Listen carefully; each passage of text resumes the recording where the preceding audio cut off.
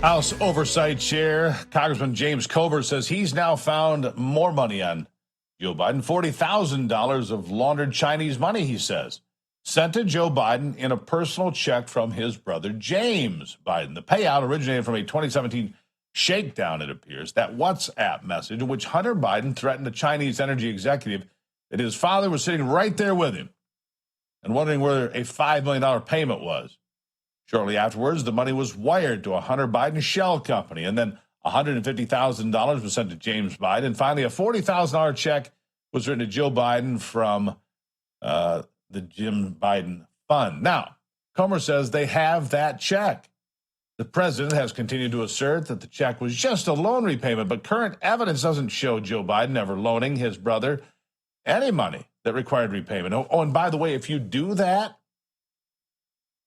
just so you know, it's required that you report that to the IRS. You see, if you loan somebody money, even a family member, it has value, and the IRS wants to know about it. And that didn't happen, of course. The White House is using its resources to fight not anti-Semitism, but a rise in Islamophobia, of course. In a new initiative, Press Secretary Karine Jean-Pierre released a statement saying, quote, "For too long, Muslims in America and those perceived to be Muslim have endured a disproportionate number of hate-fueled attacks and other discriminatory incidents.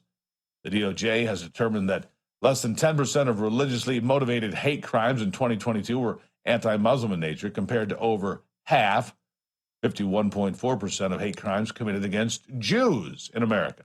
In fact, there's been a huge spike in anti-Semitism in America, and that was going on before the war. That's despite the fact, by the way, 51.4 Jewish population is about 2.5% of the American population. KJP says the initiative is just another piece of President Biden's campaign to restore the soul of our nation. I wouldn't chalk this one up to that, as Jewish students are forced to hide in their school libraries against other students calling for their genocide. I mean, other than that, things are going really, really well. Donald Trump has filed suit to keep his name on the Michigan ballot in 2024. The lawsuit asking a court to affirm that Michigan's Secretary of State lacks the authority to decide if the former president can be disqualified over the 14th Amendment. Jocelyn Benson has said she would not try to keep Trump off the ballot, but a lawsuit has been filed by the Free Speech for People group. They also filed a lawsuit in Minnesota trying to disqualify Trump for his alleged role in the events of January the 6th, 2021. Trump's attorneys say they've asked Benson to confirm that Trump is still a qualified candidate, and she has not responded, which prompted the former president's lawsuit. In the suit, it cites several polls in which Trump is the leading Republican candidate, reminding the court that voters should be the ones that decide who gets elected to office. All right. Coming up after the break, Mike Johnson seemed to come out of nowhere to rise to the position of Speaker of the House. To rise to that position, how did he get there? Who is Mike Johnson, really?